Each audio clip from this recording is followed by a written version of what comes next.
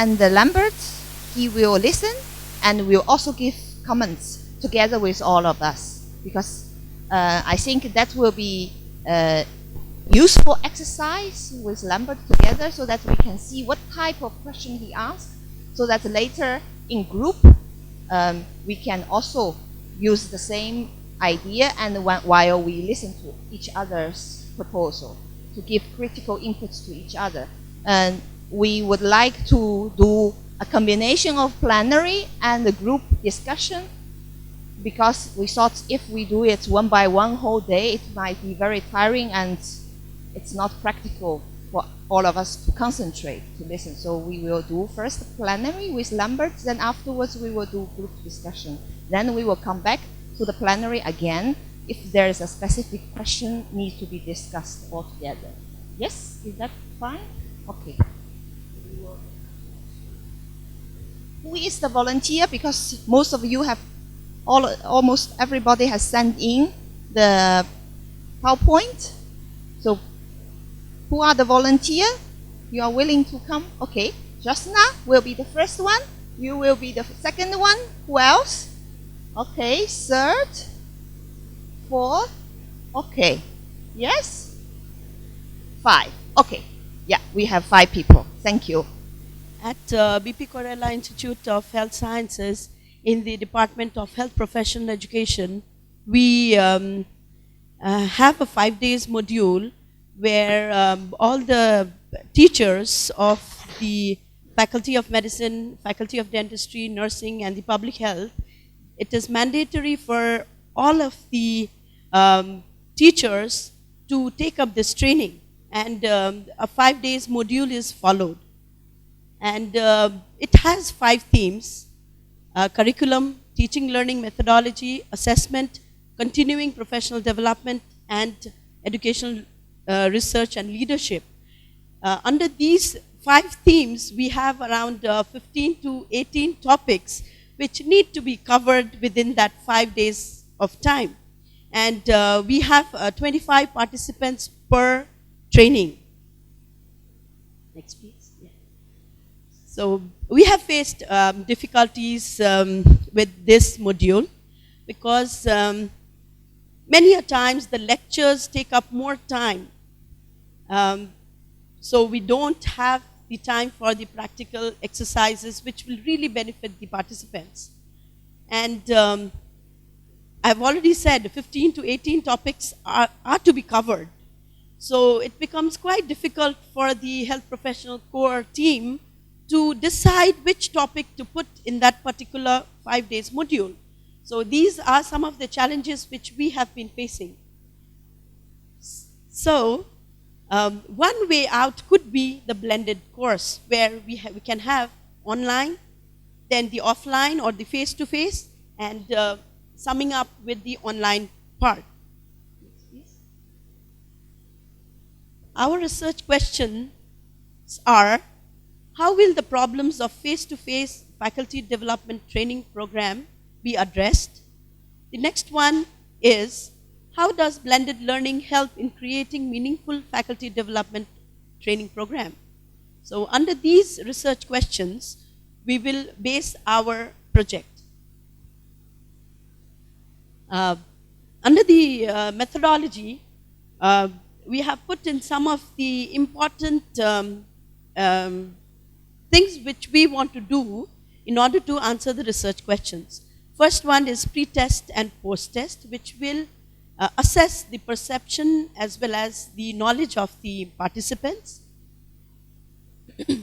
Knowledge, sometimes even the skill which has been learned during the training. And feedback questionnaires would also be designed. Interview and focused group discussion can also be planned. And we would also analyze the developed modules. The modules which we plan to develop is by making lecture videos, case-based scenarios, and the discussion on those scenarios. We will send some assignments which they have to complete and send it within the deadline. And we will also have continuous assessment either through multiple choice questions in the form of quiz, question answer, essay writing, or we can also, for these assessments, we can also have a peer assessment within the module. And we would also like to do a follow-up activity to see the content which were delivered, the skills which were learned, whether it has been followed in their daily teaching learning activities and assessment which they do in the departments. Next, please. And okay, so in the conceptual framework, we will keep ourselves in these lines. The online instruction has the flexibility in delivery, so we will kind of have a flexibility on what is delivered when, and because that was a constraint in the face-to-face training, so that can be overcome. And customized activities, because all may not be very relevant to the particular participant who come. So depending on their need, we can customize certain activities. And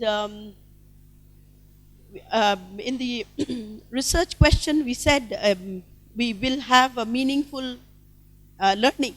So we would like to define the meaningful learning in the form of active participation, contextual learning, and experiential learning. So these are the operatory kind of definitions for our meaningful learning. And we also feel that the cultural background, it really plays a role in the learning process. Though many tools are already there in the literature, we would really want to know whether it fits into our context and in our culture. Yeah, so expected outcome, participants will be more satisfied with the faculty development training program through blended course. Another one is the change in the knowledge and the behavior in the teaching, learning, and the assessment, which they do in the departments after the training.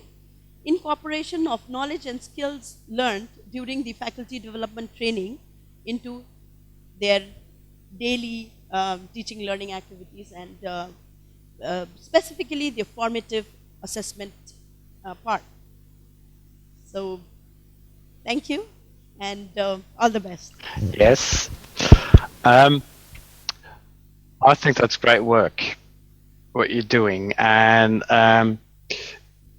the fact that you take something out of your daily practice, your own experience, and then go and research it with the ultimate intent to improve your practice is exactly what medical education is about.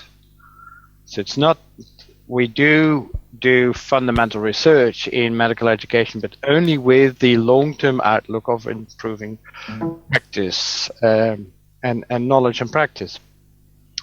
And I think that's very important. It's also very important to make sure that there is a perfect alignment between the problem that you're trying to solve, the research questions that you ask, the methodology that you choose, and the expected outcomes.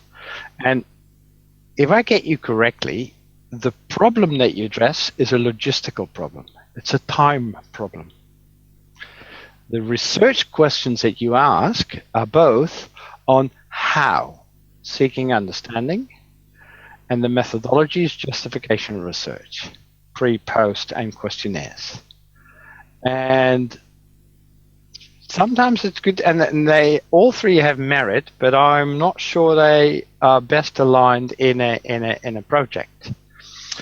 And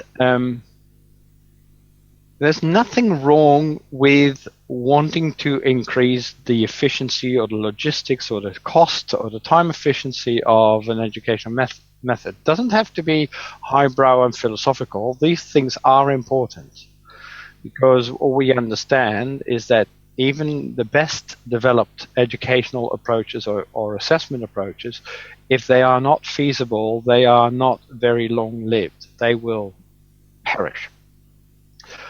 So I would urge you to have another go with your colleagues at how are you going to operationalize the questions, like whether you really are able to successfully address the problem of face-to-face didactic portions and replace them by online learning, which means that you will have to look at uptake of online learning, perhaps what people have remembered from the online preparatory work before they come to the workshop, the ability for people to translate what they've seen in the lectures to the actual practices in the workshop. You may actually log how long people look at the lectures in the online learning environment, perhaps how often they rewind or review the lectures or stop and pause and perhaps look. So those would all be very important outcome measures. And they're already sometimes there in the system. You don't have to design anything to measure that.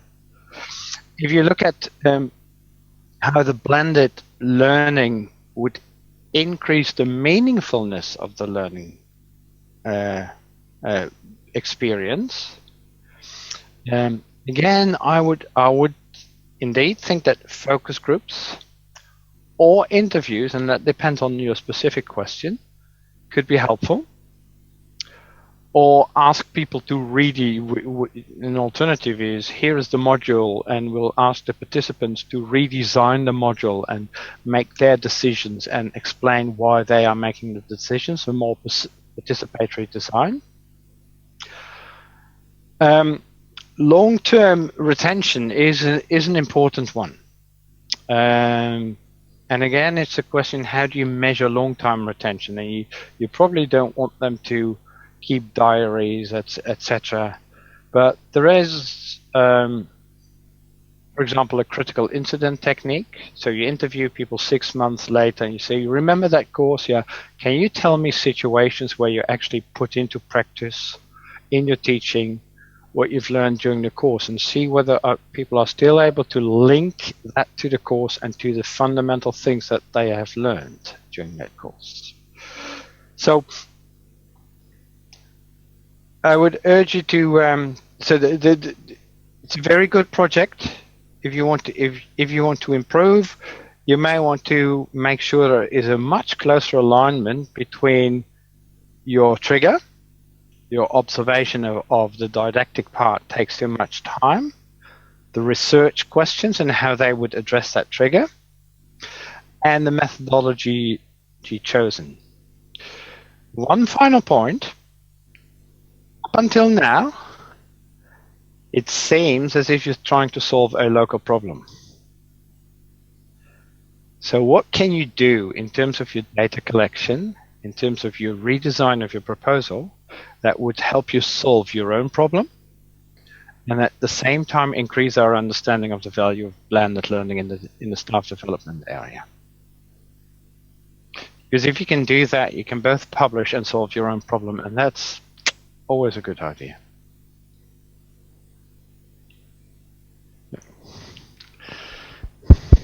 Thank you. You're welcome. So do we take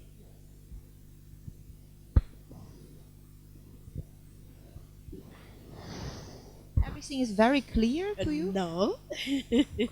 So Yeah, you can ask one question back if you want, then we proceed to the other. So I have one question. It is not directly, it is related to this project, but we face this every day whenever we are having our training. Because many resource persons who we invite for our trainings, they are not trained in medical education. So the problem for the Department of Health Professional Education is it is very difficult, though we give them the objectives on what line they need to prepare their presentation, it is more of lecture.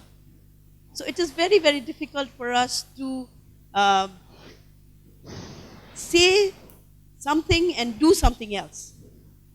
That is the challenge we are facing, because our participants, they are with us for 5 days, and at the end of the 5 days they say, you didn't do what you taught. So this is always a challenge for us. So is there any solution? Come again? Sorry. Yes. So we have 5 days training where we teach them to become active learners, engage students in their learning process. But then the faculty who come as resource persons, they give 1 hour of lecture. So the participants at the end of 5 days, they say, you didn't do what you taught us. So, And they're right. yes, exactly. They So at the have end of every the right to training- say that. Yes, yes. So, and at the end of 5 days, we are confused, and even as a remedial measure, to go to the seniors who have been teaching for many years, 20 years, 30 years, to go back and say, this is not how you should be teaching. It becomes a challenge for a junior person like me, who is heading the department. So, is there any way we can tackle this?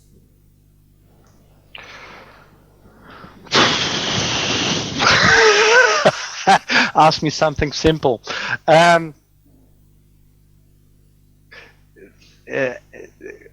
No, I don't.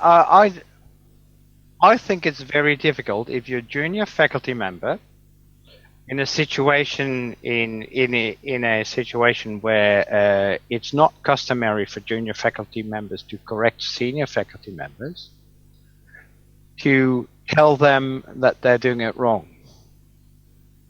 And I don't know what the polite ways would be in your culture to do that.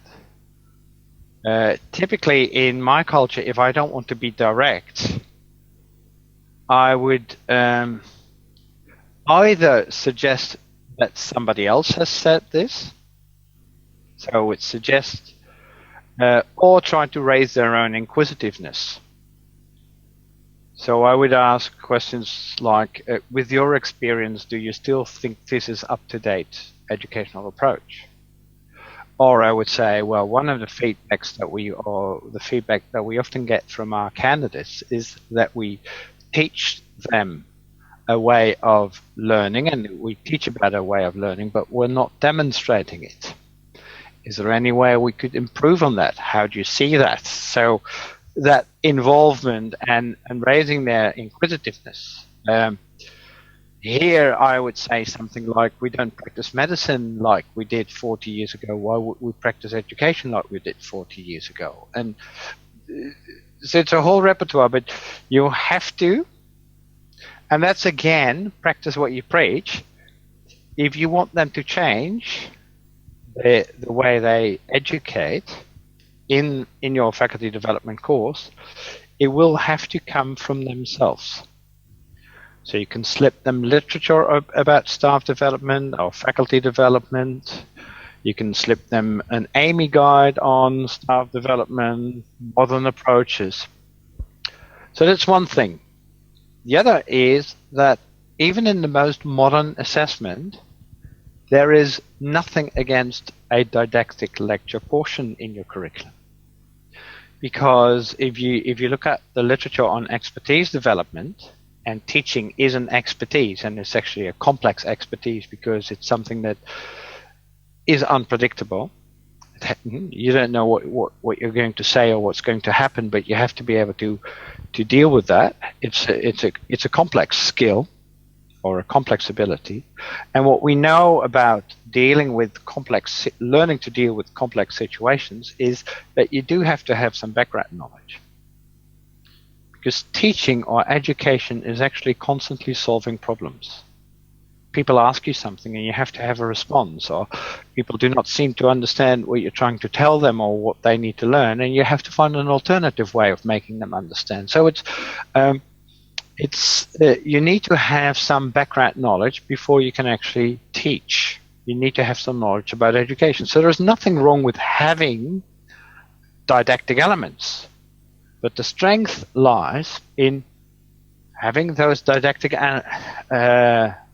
examples as a starting point, then linking them to simple problems, so-called well-defined problems, simple teaching situations, and then gradually teach them to come to more extensive and more complex situations.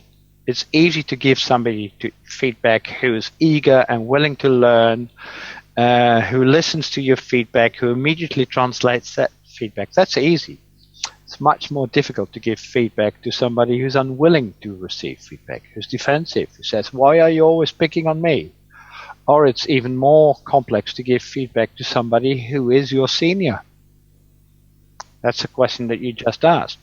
So in a training course, you start with some of the basic knowledge that you need. You translate that to simple situations. You translate that to more complex situations. And you finally ask them to translate that to their own practice.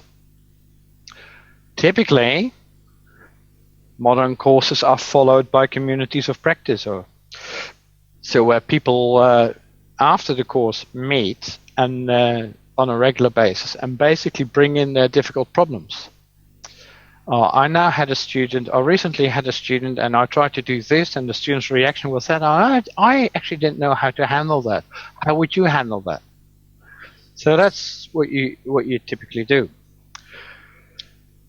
If you combine those lectures with the well-defined problems, with the ill-defined problems, with the application to your own practice and the communities of practice, you have an ideal way of saying to people, listen, we're doing exactly what we know from the literature, what we're trying to teach you, and we've used some people to give the lectures, and we've used other people to make the translation to the well and ill-defined problems. Okay, thank you. Thank you. My apprehension is more because now we are thinking of blended. Yes. Maybe later we can have a Yes. chance to get to know Lambert. Okay. Then you can Yes. discuss this. Yes. Yes. Because of Thank the time, I really want the second candidate at least to present to Lambert, gets input. Yeah. Thank Good you. morning. Good morning. Hi, Lambert. My name is Hasan. I'm from Universitas Padjadjaran, Bandung. So this will be my first medical education research. So I will start with very simple one. My background is pharmacology. Here, my research is about adding a wet lab. It's double. Adding a wet lab of drug dosage form into a PBL case to improve student learning interest, knowledge, and performance in pharmacology in a comparison study to classical PBL method. So, according to the result of UKM PPD, it is a national medical exam. It showed that the score as a student competence in management are very low. If we talk about this competence, it is influenced by basic sciences as well as in clinical phase. In particular, we expect students should able to understand the basic concept of pharmacology as well as pathophysiology of diseases. However, medical students are used to learn pharmacology without looking at or facing at the real drug form. They only learn what is ibuprofen by books without having known what is how ibuprofen is. So in this study, I want to evaluate the impact of adding wet lab of relevant drug dosage form into PBL cases toward the learning interest, knowledge, and performance of medical students. So my research question is, does adding wet lab of relevant drug dosage form into PBL cases trigger improving learning interest and knowledge of pharmacology in medical students? It is in particular about pharmacokinetic, pharmacodynamic, and individual drug response. Second, does adding wet lab of relevant drug dosage form into PBL cases improve students' performance in writing prescription? And the last is, does the learning outcomes correlate to students' GPA and enrollment method? So for the methodology, I plan to use a total sampling, which will be designed by crossover design study in a third-year medical student.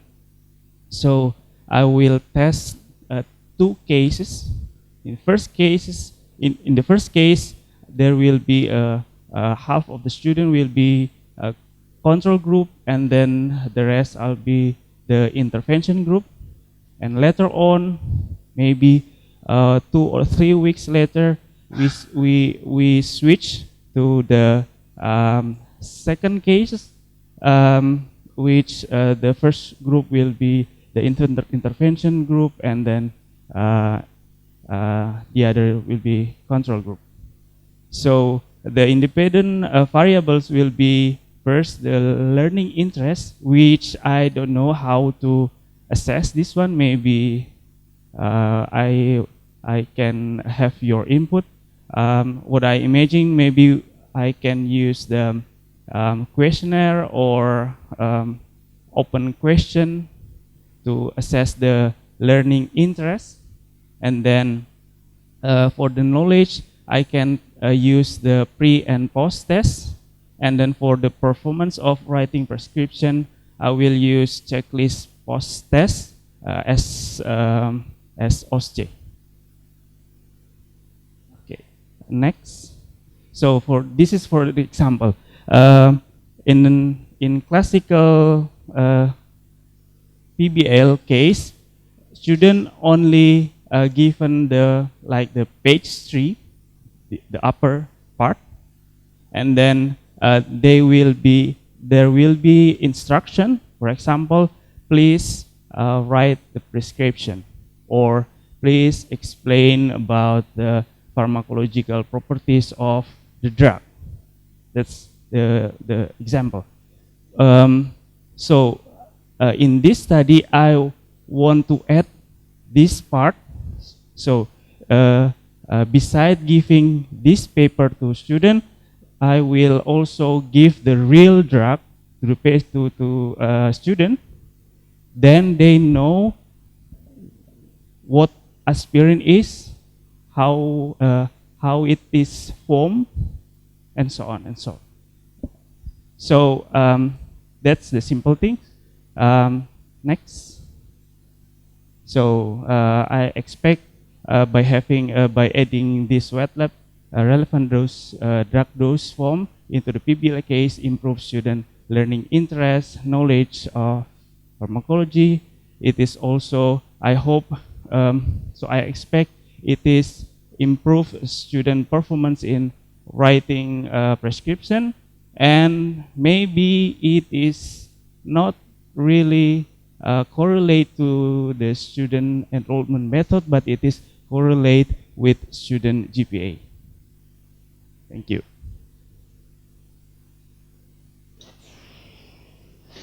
Thank you. Thank you. There are a couple of things underneath your research, and I'm glad you're a pharmacologist, because that way I can explain it. as a pharmacologist, you know about the Helsinki trial, probably the big statins trial done in the late 1980s in Finland. I think it was an N is of 4,500 in the intervention and 4,500 people in the control arm, and they found an absolute risk reduction of 14%. That's one of the big trials. They have never even considered doing such a big trial before they knew what statins did. They did fundamental studies. They looked at cholesterol. They had hypotheses about cholesterol and heart disease and what have you. So before you start with comparative studies, be very careful you know that you know what you're trying to measure. So for example, GPA. Why would you want to correlate with GPA? What does that tell you? And how high does the correlation have to be before you are happy or unhappy? So if you search for a correlation, you search for a correlation with a certain hypothesis in mind. In my medical training, it was drilled into me, you don't do lab tests just for the sake of a lab test. You do a lab test with a diagnosis in your head, and you want to confirm that diagnosis. So if you think about anything that you do think about what you're trying to ask, what your research hypothesis is. Because a correlation is not yes-no. A correlation is between -1 and +1 on that scale. So you have to come up with an interpretation. The other thing is, what's the control group? If the control group is a group of students who do not get education, the research outcome is very predictable because any education is better than no education. So if you want to see what the elements are of the wet lab approach, you will have to compare them with the same content in a more traditional approach. But if you teach a group of students one thing and you do not teach the other group, then the group who are taught are automatically going to be better than the group who are not taught. So a control group is not a no intervention at all group.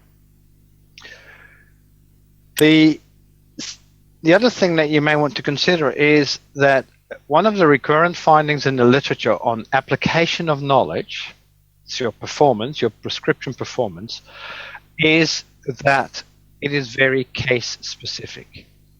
We can perform very well in one case and very poorly in another case. So you may wonder whether you really want to just compare one case with another case, or whether you want to compare 10 cases with another 10 cases. And in order to get some reliability of your measurements, you probably need more cases. The use of a crossover design is a clever one. Crossover designs are very helpful, specifically in medical education, because there is learning due to the intervention, and a crossover design allows you to statistically partial out the effects of groups of learning and the effects of the intervention. And a crossover is therefore much more helpful. In order to optimally analyze the results of a crossover, it would be good to have a measurement at the point of the crossover. So you can actually disentangle the group effects from the crossover effects. If you have small groups, and you're in medicine, in medical education, you typically have small groups, your pretest can actually be used for matching, because randomization won't work. If you have small groups, randomizations are much more likely to produce unequal groups than equal groups. They work if you've got a couple of hundred participants in each arm. But if you've got a pretest, you can actually already say, I'm going to do the top one in the intervention, the second one in the control, the third one in the control, the fourth one in the intervention, and so on and so forth, and match pairing. The interest, how are you going to measure interest? And the best way to measure interest is engagement, or what people remember. What are the salient moments? If it's a course, ask them to keep diaries. How often do they go back to the course material? How much are they likely to practice on their own? If I want to see whether my children are engaged, my youngest daughter is learning the piano. The best indicator for her engagement is when she spontaneously sits at the piano and starts practicing. So is there any way to monitor that? Because if you start asking questions, people will start giving answers, but they may not be the true answers.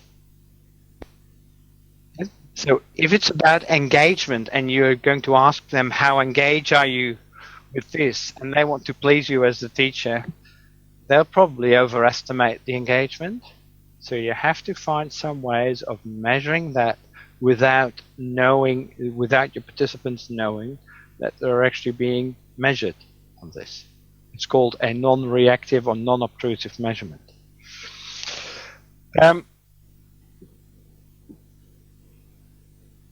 There is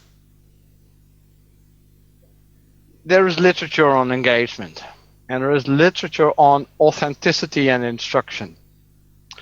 And people often, and there are some counterintuitive findings in that literature. And one of the counterintuitive findings is that more authentic instruction is not always better.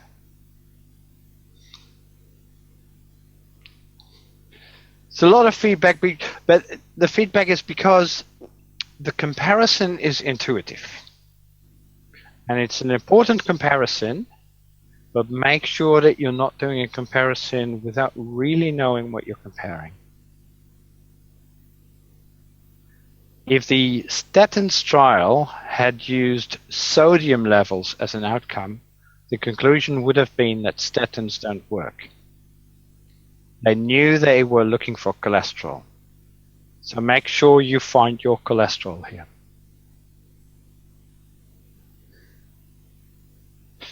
Okay. So I have a question regarding the control group. So what I'm thinking is I use the control group as standard teaching method in my faculty. So I add intervention. So is it acceptable? If the standard teaching method deals with the same subject matter and the same content, it's certainly acceptable. Yes. Yes. Because then you're just comparing on the authenticity. So the difference is only by adding the medicine. So the tutor will have the tutor guide. He or her know how to trigger the learning objective and so on. But the difference just we give one group is we give medicine. Therefore, they know how the medicine are, how it form and so on. So they can imagine or they can see clearly and write it based on what they see, not only by textbook and so on. Yeah. Thank you. You're welcome. Lambert, actually, I have a question also related to the comparison, because in his study, we see you add intervention in the first group, you have the control and intervention. Then I see that he switched, he put the control group become intervention for the second case, and the intervention group for the first case become a control group for the second case. I just wonder, if the intervention has the effect, learning effect, then the people who already in the first case as an intervention group, they probably already learned something by using the intervention introduced. To me, it sounds very strange that you put in the second case as a control group. It's not really a control group anymore. So how to deal with that? Because you also mentioned something about matching, the pretest for matching, but I didn't completely get it, how you, yeah, to ensure that the intervention you did in the first case will not influence the result for the second case. Did I make myself clear, or?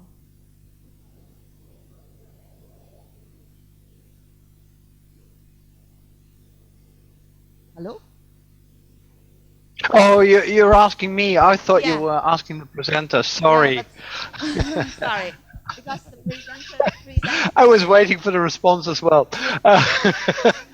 Um, of course, there is, and the issue is a bit more fundamental. Is that with any causal comparative design, whether it's a crossover or a simple intervention control design, pre-post design, every causal comparative design suffers from the fact that people learn through the intervention, and that there is a sort of crossover effect, as there is a Hawthorne effect and a John Henry effect. So the Hawthorne effect, the people who know that are in the intervention are influenced by knowing that they're in the intervention, and the John Henry, people who are in the control group, sort of feel like we'll show those intervention group people that we can do it just as well. It's what we have.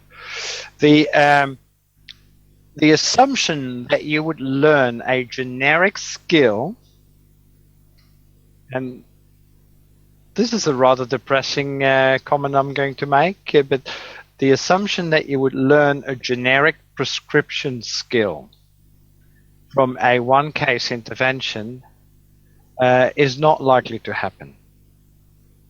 And it's depressing because it shows that single interventions on more complex skills have very little effect. The more important issue is that, an even more important issue is that if you have a pre and post test design, you have to equate pre and post test. So you have to make sure that the pre-test is equally difficult as the post-test if it's a knowledge-based test, which is not easy, and you would either have to have large test sets and use item response theory to equate them, which is for most people a statistical nightmare, or you would have to use anchor items, so take roughly 10% of the items and use them to predict the outcome of the other test, given the outcome of one test. That's a more fundamental issue. If you're afraid of any crossover effects, you need to go to a different design, and it's not an intervention and a control with a pre and post test, but you need an intervention, a control, an intervention post test only, and a control post test only. That would, I think that's called a Solomon's 4 design, and that's what you would need. So, in all, if you really want to demonstrate beyond doubt an effect of authenticity of instruction on the actual effect, you need a much larger study. The crossover designs are very often used in comparing item formats, multiple choice with short answer questions. So where you get the intervention group gets first half of the test in a short answer and the second one in a multiple choice, and the control group or the other group gets the first half in multiple choice and the second half in mystery.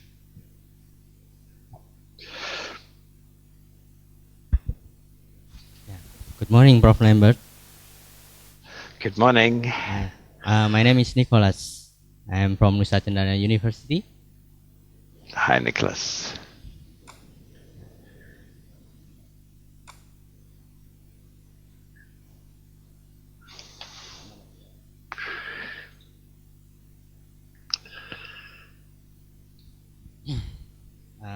Yes.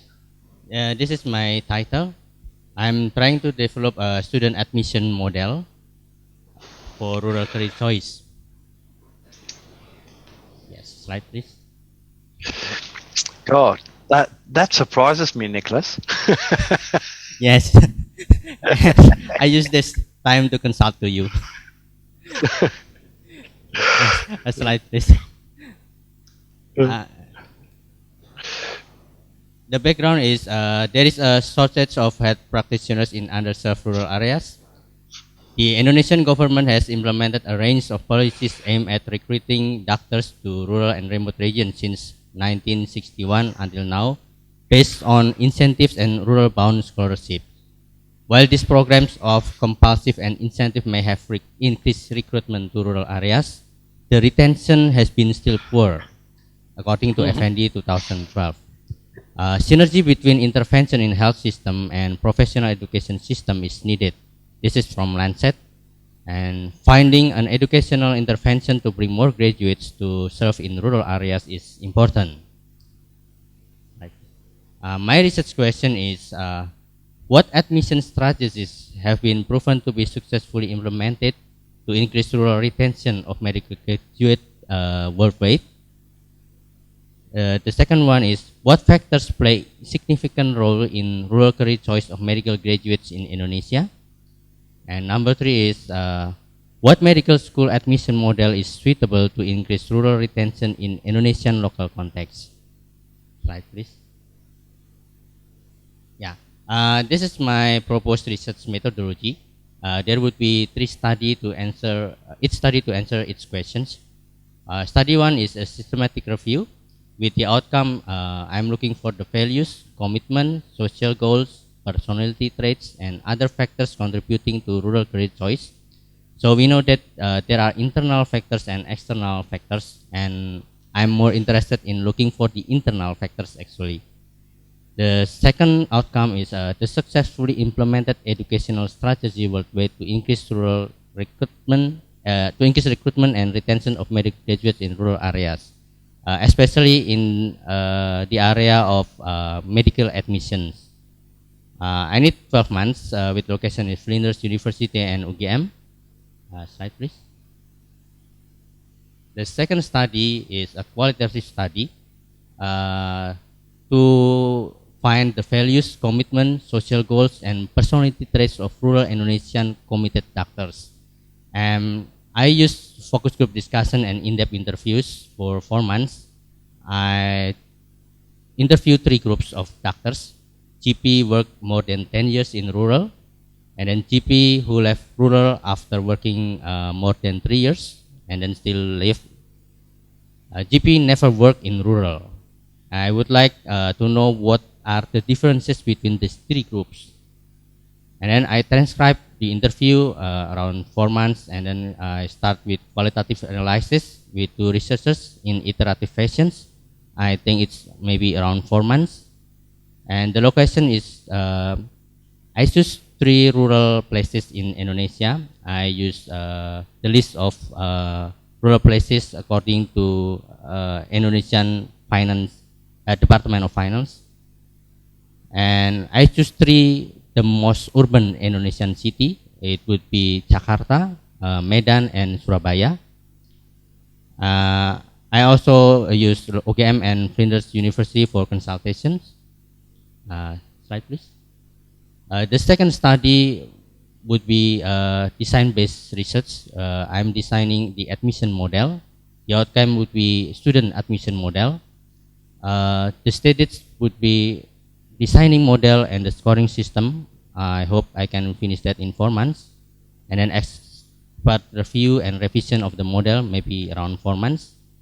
And then reliability test and revision again of the model around 2 months maybe. Maybe around 10 months with all of that.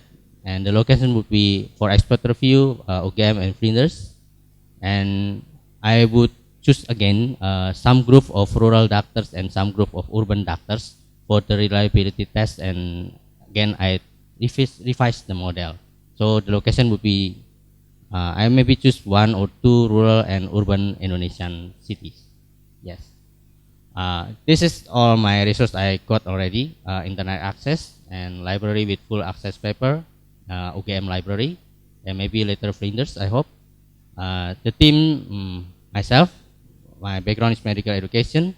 I have 2 friends in psychologists who would be able to help me interpret the analysis of the qualitative research, and expert consultation with Dr. Gandes, Dr. Mora, Prof. Lambert, and also Julie. That's all I can present it to you now. Thank you very much. Thank you, Nicholas.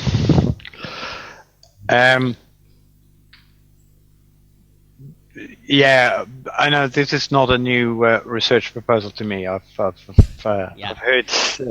about it, and I'm quite excited about it because what policies and governments can do is only steer on behavior. They can only steer on external factors.